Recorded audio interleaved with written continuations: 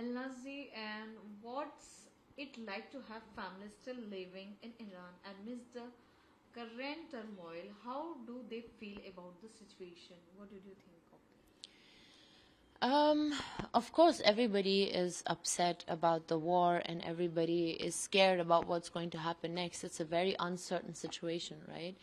But what I can say is that the majority of people of Iran are actually feeling a glimpse of hope, of a change that they've been waiting for since 47 years. They have been told to stay in their homes and to stay safe. They know that Israel and America is not targeting them. They're targeting the IRGC and the leaders specifically. And I have spoken to my family last night, and they're fine. Definitely. Okay. You have experienced the morality police firsthand. How does it feel to be targeted for simply being yourself? What did you say on this? Yeah, well, it is honestly a terrible feeling that when you have a country that is so big and so beautiful and should be so diverse, but you are forced to do things as per how they are dictated. My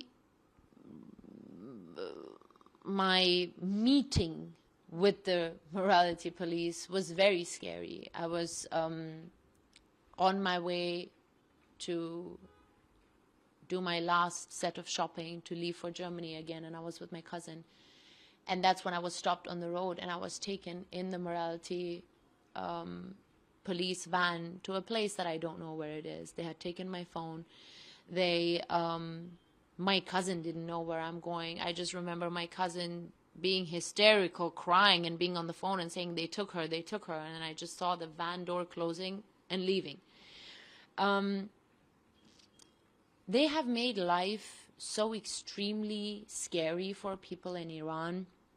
They're shooting in broad daylight just at normal people. They are abducting women on the road. That is abducting when you take somebody for what they're wearing or what they're not wearing.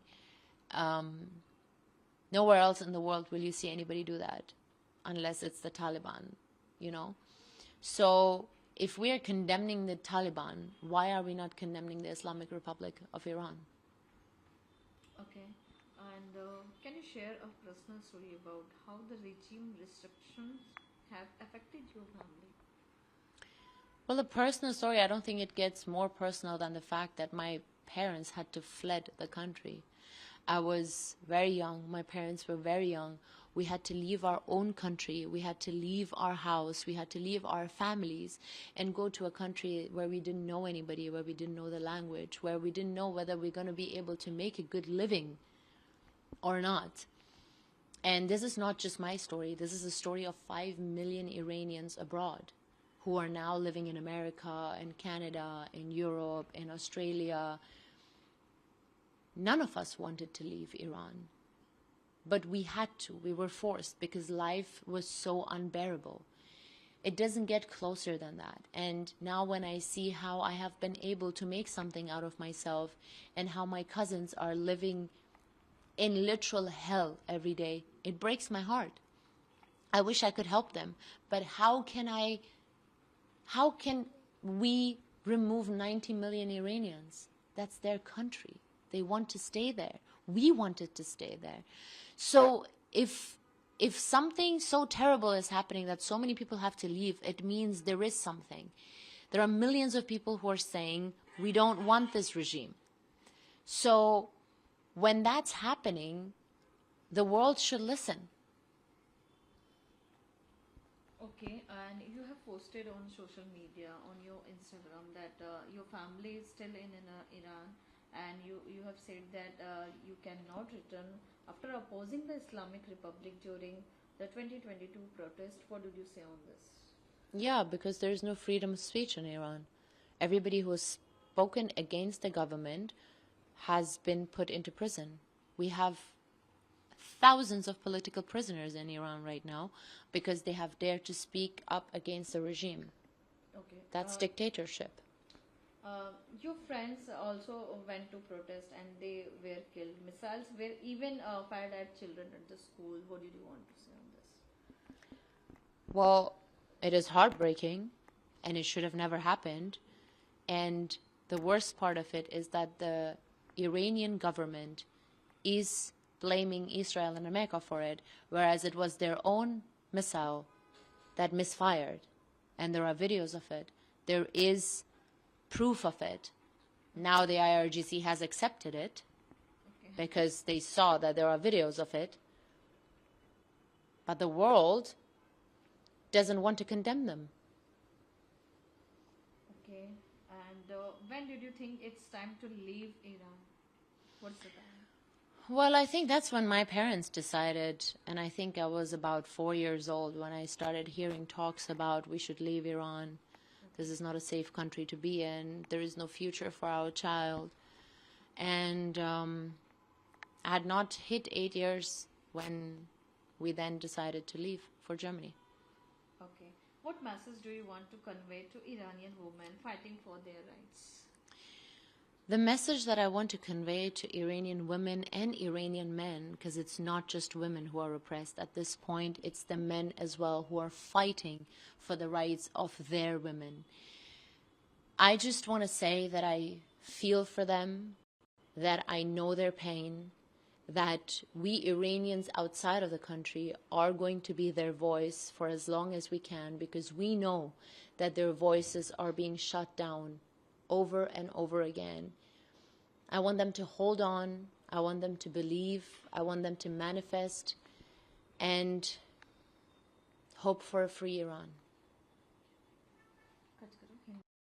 Ma'am आपने अपने social media पे भी post किया है Instagram पे कि आप जो है ईरान वापस नहीं जा सकते क्योंकि 2022 में आपने वहाँ की गवर्नमेंट को अपोज किया था, उसके चलते, और फैमिली भी आपकी सेफ नहीं है, इस तरह का पोस्ट था. क्या कहना चाहेंगे? देखिए, जब फ्रीडम ऑफ स्पीच नहीं है ना किसी देश में, तो ये सब होता है. मैं ये सब कर सकती हूँ क्योंकि मैं एक देश में रहती हूँ अभी जहाँ मैं सेफ हूँ, जहाँ मैं ओपनली बात कर सकती हूँ, बोल सकती हूँ कि ईरान में क्या चल रहा है. अनफॉर्चुनेटली जो लोग ईरान में हैं वो ये नहीं कर सकते, क्योंकि अगर वो अगेंस्ट द गवर्नमेंट कुछ भी बोले तो वो प्रिजन में चला जाएंगे.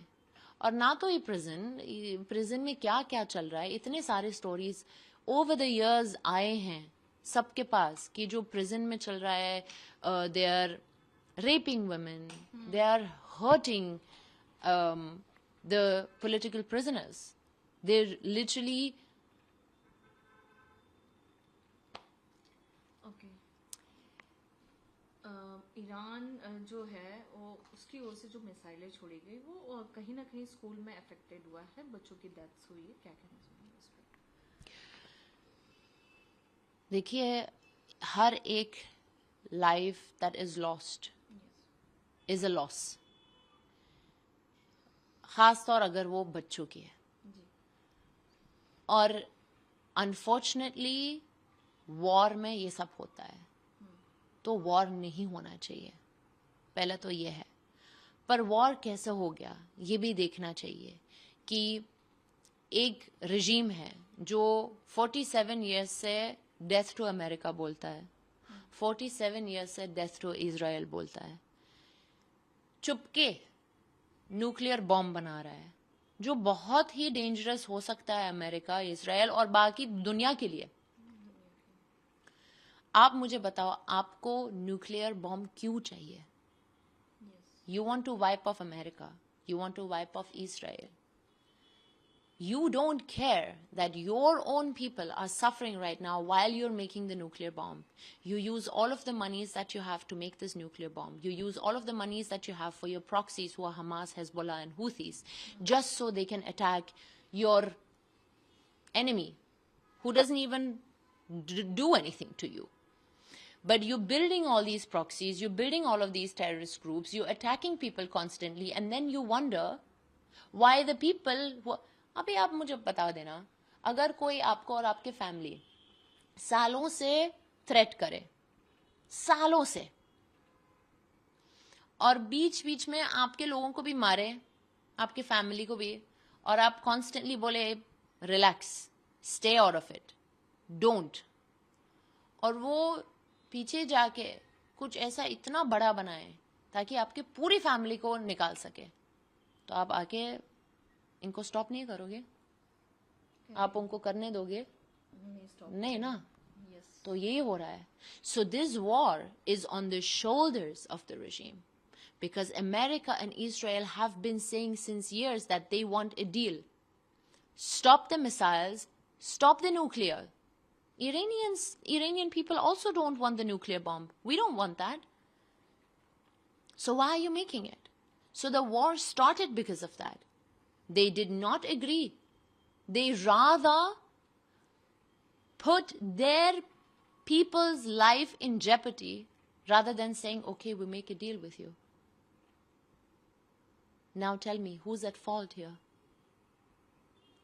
Why, when you know? First of all, why do you chant death to America? Why do you chant death to anybody? Now you've been doing it.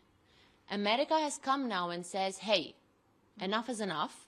We have to protect our people. We have to protect our country. Exactly. Make a deal. Tell us you will not build the nukes. You will give up the missiles. Otherwise, we will have to do something about it. And it will be war. And then you don't sign that. And your ego and your hate for America is so much bigger than the lives of your own people. आपने ये भी कहा कि Iranian people जो है वो वहाँ के रिजीम से ज्यादा डरता है, बॉम्बिंग और मिसाइल से इतना नहीं, लेकिन वहाँ के रिजीम से ज्यादा डरता है. हाँ, इसको कैसे? हाँ, इरानियंस रिजीम से बहुत डरते हैं. पर अभी जो अगर आप देखो इतने सारे वीडियोस हैं जो इतना हर्टफुल है, अगर आप देखो कि वो वीडियो ले रहे हैं, बॉम्बिंग हो रहा है उनके सामने, पर वो इतना खुश हैं क्योंकि उनको पता है कि वहां पे वो लोग रह रहे हैं, वो अभी मर रहे हैं और इनकी आजादी मिल जाएगी. फिर आप सोचो, आप कैसे खुश हो सकते हो जब आपके देश में बॉम्बिंग हो रहा है? आप कौन से लेवल में पहुंच गए हो कि वो एक खुशी की बात है आपके लिए? ये it's a very very sad situation. It's very heartbreaking. पर जब आपके पास दूसरा कोई ऑप्शन है नहीं, तो यही ऑप्शन आपको खुश रखेगा. और आपको पता है कि America doesn't want to kill the civilians. America doesn't have any problems with Iranians. Israel doesn't have any problem with Iranians. They are targeting those. And by the way, वो स्कूल में भी जो हो गया था, वो मिसाइल इरानियन मिसाइल था, उसके वीडियोस हैं. IRGC ने खुद कंफर्म किया है कि उनका मिसफायर हो गया था. तो अभी तक इतने सारे मिसाइल्स आ गए हैं ईरान में, पर सिविलियंस को टारगेट नहीं किया है. तो इरानियंस उनका सेफ्टी, जितना सेफ वो अभी फील हो रहे हैं ना, वो जनवरी में इतना सेफ नहीं फील हो रहे थे. अपने ही रिजीम के साथ. Yes, this is the big thing. क्या भविष्य में ईरान जाने का सोचेंगे, क्योंकि फैमिली वहां पर है? क्या वो चांस, वो कभी टाइम आएगा, क्या लगता है? हम चाहते हैं कि वो टाइम आए जहाँ हम सब जा सके. हाँ, ऑफ कोर्स मन करता है. आपको मन नहीं करेगा अपने देश में वापस जाने में? आप सोचो, अगर आप कहीं बाहर कहीं देश में हो और आप अपने इंडिया में वापस नहीं जा सकते हो, क्या फीलिंग है? ऑफ कोर्स हमें जाना है. ऑफ कोर्स हमें अपने फ्री कंट्री में जाना है, जहाँ ऑपरेशन नहीं है, जहाँ इन्फ्लेशन 50% ईयरली नहीं है, जहाँ सारे लेक्स ड्राई नहीं हुए हैं, जहाँ इलेक्ट्रिसिटी 8-9 घंटे के लिए बंद होता है ताकि ये रेजिम बिटकॉइन माइन कर सके, ताकि ये रेजिम पैसे कमा सके, पर अपने लोगों के इलेक्ट्रिसिटी बंद रखते हैं. जहाँ इंटरनेट का सेंसरशिप नहीं है कि अगर आपको इंस्टाग्राम पे जाना है आपको VPN चाहिए, जहाँ यूट्यूब एग्जिस्ट नहीं करता है, जहाँ लोग अंडे खरीदने के लिए लोन लेते हैं बैंक से क्योंकि आपका करेंसी 0 हो गया है. ये अभी मोरालिटी पुलिस और हिजाब के बारे में नहीं है. This is about survival. लोगों के पास पैसे नहीं है खाना खाने के लिए. ये कोई छोटी सी बात नहीं है. The whole country has crumbled and collapsed. पर ये लोग फिर भी नहीं जा रहे हैं. फिर भी सबको गोली मार देते हैं सीधा रोड्स में. मैं पोस्ट करती हूँ बहुत कुछ, पर कुछ कुछ चीजें हैं जो मैं पोस्ट ही नहीं कर सकती हूँ क्योंकि इंस्टाग्राम उसको ब्लॉक करता है. Because it is so terrible to look at. और लोगों को ये सब देखना भी नहीं है. उनको डांस देखना है, उनको हैप्पी रील्स देखना है, जो मैं समझ सकती हूँ, जो वैसा होना चाहिए लाइफ में. सब अच्छा होना चाहिए, सब पॉजिटिव होना चाहिए, ये सब नहीं होना चाहिए. पर हम लोग इरानियन लोग बाकी लोगों को, दुनिया को कैसे बोले कि हमें हेल्प की जरूरत है. क्योंकि जब भी हम बोलते हैं कि हमें ये रजीम को नहीं चाहिए, वो हमको गोली मार देते हैं. और कैसे बताएं. ये पहली बार नहीं है जब लोग प्रोटेस्ट करने गए हैं. इतने सारे डिफरेंट ईयर्स, अलग अलग millions of protesters have been on the roads. और हर बार वो लोग गोली मारते हैं. आपके दोस्त भी प्रोटेस्ट करने जी हाँ, उतरे थे, हाँ, मेरे दोस्त भी जाते हैं. और मैं तो बहुत लकी हूँ कि my family is safe and my family. But there are so many in the 2022 Mahsa Amini protest, the son of one of the families of my friends died. She lives in LA. He died. And we saw the videos of how they were killing them. These are all our brothers and sisters who are being killed by the regime. पर उसके बारे में कोई कुछ भी post नहीं करता है. उसके बारे में कोई कुछ नहीं बोलता है. 50,000 dead. More than 200 children have died in January. पर उसके बारे में किसी ने कुछ नहीं बोला. पर जब भी सुनने में आया कि ये स्कूल अटैक हो गया वॉर की वजह से, तब सबने बच्चों के बारे में बात किया. पर जो बच्चे जनवरी में मर गए, जो बच्चे 2022 में महसा अमीनी के दौरान पे मर गए, कियान पीर फलक, उसका नाम कियान पीर फलक है, वो 9 years old था. सारे इरानियंस उसको जानते हैं. वो फेमस हो गया इसकी वजह से क्योंकि उसको रोड पे मारा. और उसके पेरेंट्स इतना स्कैर्ड थे क्योंकि उनको पता है कि रेजिम डेड बॉडीज को लेके जाता है और वापस नहीं देता है. कि उसको, और वीडियोस हैं उसके, उसको घर लेके आए, उसको एक बैग में रखा है और आइस जो फ्रीजर में थे उसके पास रखा है. क्योंकि उनको पता था कि अभी कहीं इसको लेके जाएंगे तो रेजिम लेके जाएगा हमारे बच्चे को. आप इसके बारे में सोचो. अच्छा, पेरेंट्स ने उसकी बॉडी, हाँ, उसने बॉडी में उसके बॉडी बैग, कोई बॉडी बैग लेके आइस रखा है ताकि वो बॉडी फ्रेश रहे जब तक वो कुछ कर सके. ये आप इसके बारे में आप कभी सोच ही नहीं सकते हो. पर कियान के बारे में किसी ने बात नहीं किया. बाकी बच्चे जो मर गए किसी ने बात नहीं किया. Because the killer is important to those people. It's not important to them who is getting killed. उनके लिए इम्पोर्टेंट नहीं है कि बच्चा है, बस उसके लिए इम्पोर्टेंट है कि इजराइल ने मारा है, अमेरिका ने मारा है. क्योंकि जब इतने सारे लोग मर गए तब तो ये सब चुप थे. इन्होंने कुछ नहीं बोला, इन्होंने बिल्कुल कंडेम नहीं किया. तब तो वो लोग बोल रहे थे कि यार नंबर्स हमारे पास नहीं है, पता नहीं ये कितने सारे लोग मारे हैं. पर अभी नंबर एकदम सही मिल रहा है. हाँ, ईरान के सुप्रीम लीडर खमेनी की मौत पर यहाँ पे इंडिया से लेकर और वर्ल्ड वाइड जो है प्रोटेस्ट किया जा रहा है, दुख जताया जा रहा है. ऐसे लोग जो बाहर निकल रहे हैं खुद के यहाँ के पीएम की फोटो लेकर, लेकिन कभी उन्होंने इस तरह का नहीं किया. लेकिन टेररिस्ट की एक पोस्टर लेकर इस तरह से दुखी हो रहे हैं, वहां के लिए प्रोटेस्ट कर रहे हैं. कैसे देखती हैं आप ऐसी चीजों को? It's very sad. पर मुझे लगता है कि ये सिर्फ इसकी वजह से हो रहा है क्योंकि उनके पास इंफॉर्मेशन नहीं है. क्योंकि उनको पता नहीं है कि इस बंदे ने रिलीजन के नाम पे क्या क्या एट्रॉसिटीज किया है, कितने सारे लोगों को मारा है.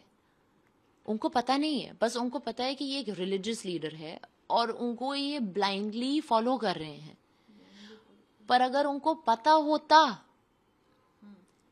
पर उसके लिए भी आपको केयर, आपके पास वो इतना केयर होना चाहिए कि मैं जाके थोड़ा पढ़ लूं. इतने सारे लोग बोल रहे हैं कि एक बुरा आदमी था. इतने सारे लोग तो झूठ नहीं बोलते हैं ना, कुछ तो होना चाहिए उसमें.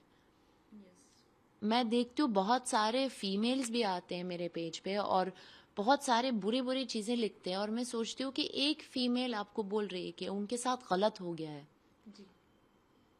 आप वो छोड़ के इनको फॉलो करते हो जो आप जानते नहीं हो, जो आपको कभी लीड नहीं किया है, यस. जिनके लीडरशिप में आप कभी, आपको किसी ने फोर्स नहीं किया था नहीं. कि उनके लीडरशिप में रहना. आपने कभी ईरान में रहा नहीं है. आप एक देश में रहते हो जहां आपको सब कुछ मिलता है जो इरानियन वुमेन्स को नहीं मिलता है. अभी वही लड़की जो ये सब लिखता है, अगर वो ईरान में जाए उसको मार देते वहां पे, पर वो बिलीव नहीं करते हैं. बिलीव नहीं कर रहे हैं. क्यों बिलीव नहीं कर रहे हैं? यस. हम क्यों ये सब बोले?